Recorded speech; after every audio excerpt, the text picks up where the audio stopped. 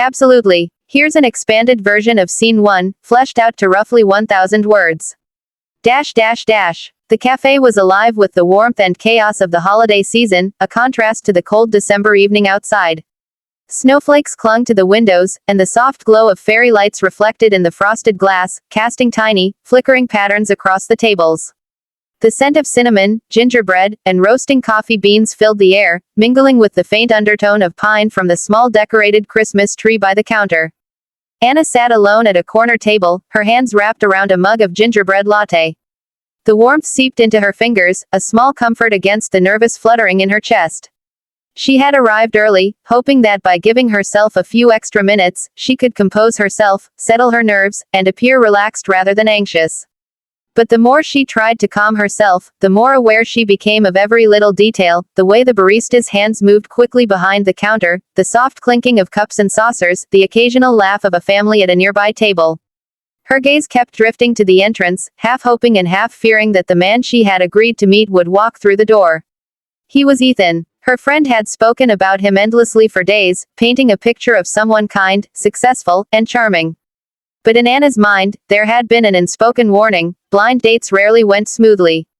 Still, she had wanted to believe, if only for a little while, that this might be different. That perhaps, amidst the scent of cinnamon and the twinkling lights, something real could begin. When he finally arrived, Anna felt her heart leap involuntarily. He was tall, well-dressed in a tailored coat with a scarf draped casually around his neck. His hair was perfectly styled, and there was a polite, almost careful smile on his face. "Anna," he asked, extending a hand as he approached the table. She rose, forcing herself to return the smile and shake his hand. "Hi, Ethan. It's nice to meet you," she said, her voice steady even as her stomach churned with nervous anticipation. He gestured toward the empty chair across from her. "Shall we sit?" The first few moments were awkwardly polite. Ethan asked her about work, her hobbies, and what she liked to do in her free time. Anna answered carefully, smiling when appropriate, laughing lightly at the moments she thought deserved it. But there was a noticeable distance in his eyes, a lack of curiosity that made the conversation feel one-sided. As the minutes passed, the polite conversation began to fray. Ethan's attention wavered, his gaze drifting to the window, to the passing customers, to anything but the words Anna spoke. He nodded mechanically, smiled faintly, but the warmth she had unconsciously hoped for never arrived. Each laugh she forced from herself felt heavier, more strained. Anna tried to focus on his words, to find something genuine, but it was like trying to catch smoke with her bare hands. Every question he asked felt routine, every answer rehearsed. She realized, with a sinking feeling, that she was performing, pretending to be someone who could match him, impress him, entertain him, but the truth was, she was tired, deflated, and increasingly aware of how much her heart was bracing for disappointment. Half an hour passed. Anna's hands had grown slightly colder despite the mug she held, and her eyes had started to wander to the people around them. Couples shared desserts and whispered jokes, families with children laughed loudly, filling the space with a warmth that was almost tangible. She felt like an observer of a world she didn't quite belong to, and the ache in her chest grew heavier. Finally, Ethan leaned back in his chair, his hands resting lightly on the table. His expression was polite, but there was a detachment in his eyes that made Anna's stomach twist painfully. "I think, maybe we should just call it a night," he said carefully, his voice almost apologetic but lacking any real warmth. "I don't feel a spark." The words landed like a cold gust of wind. Anna's heart sank, though she had anticipated some version of this outcome. Still, the sting was sharper than she had expected, a deep, hollow ache that spread through her chest. She forced a small, controlled smile, the kind that hides disappointment behind politeness. "Of course," she replied, her voice steady despite the fluttering panic behind her ribs. "Thanks for being honest." He stood, nodded once, and walked away, leaving her alone at the table. She watched him leave, the distance between them growing with each step, until he was gone entirely. The emptiness left in his wake was not just the absence of conversation, it was a reminder of rejection, of failure, of the invisible tally she kept of moments in life when things didn't go as hoped.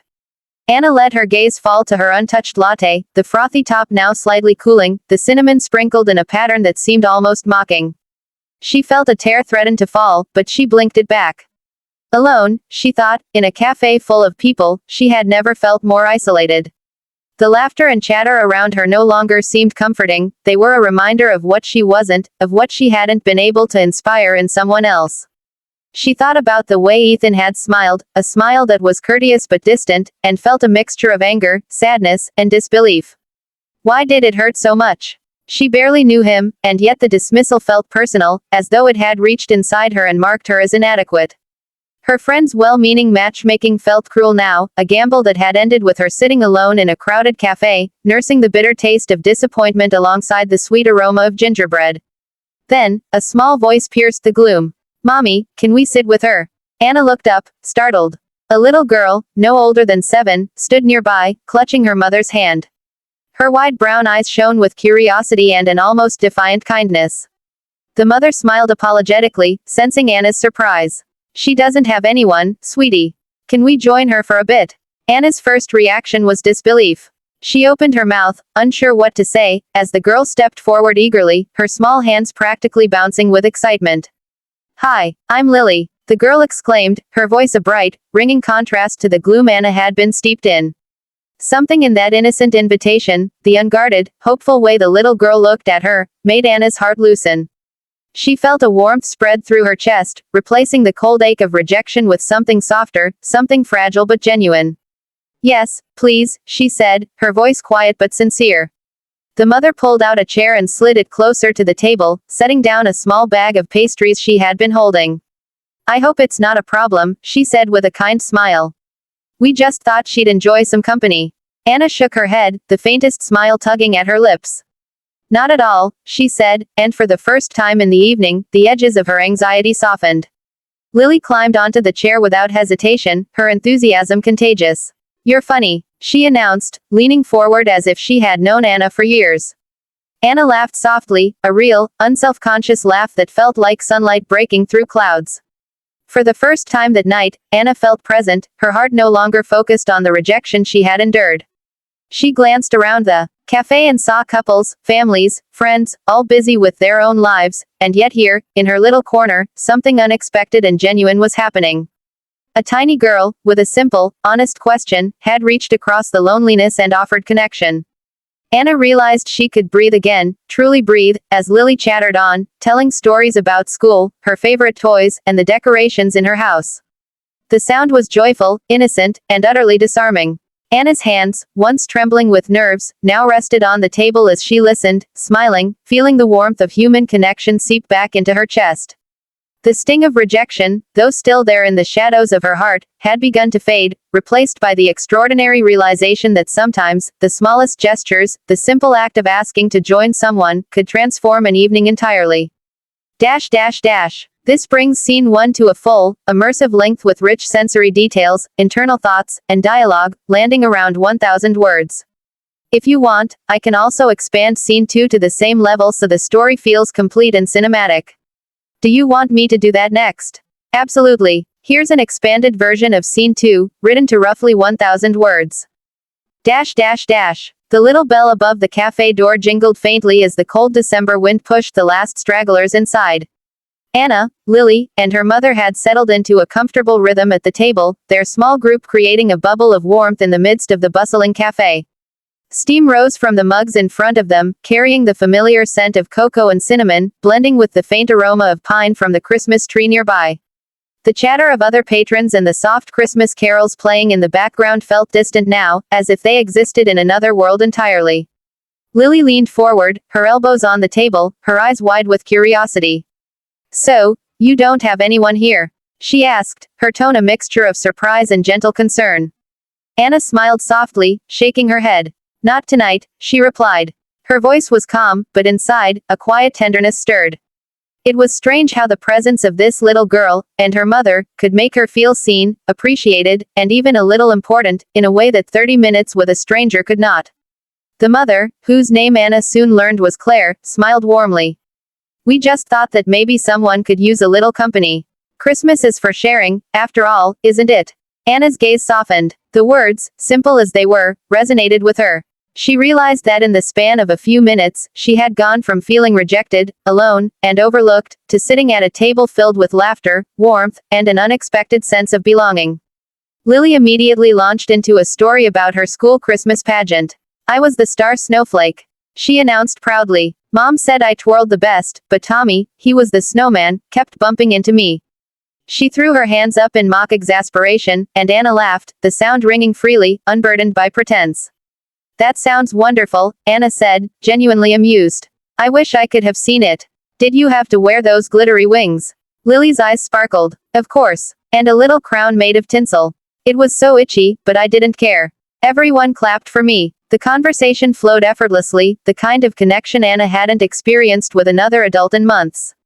She felt herself relax, the tension that had knotted her shoulders and tightened her chest gradually easing. She was not being evaluated, judged, or measured for her compatibility. Here, she was simply a person, someone capable of engaging with kindness, laughter, and warmth.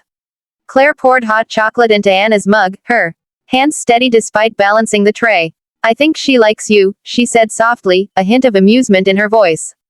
Most kids can tell when someone's genuine. Anna smiled, feeling a warmth deeper than the cocoa warming her hands. I like her too, she admitted. She glanced at Lily, who had now started drawing imaginary shapes in the condensation on the window, talking animatedly as she worked. Anna found herself drawn into the child's world, marveling at the pure, unfiltered joy with which she approached even the simplest things. Lily looked up suddenly, her expression thoughtful. You know, sometimes grown-ups need a little magic too, she said, her voice barely above a whisper, yet imbued with the weight of sincerity. Anna blinked, surprised by the unexpected profundity of the statement. She leaned forward, resting her elbows on the table.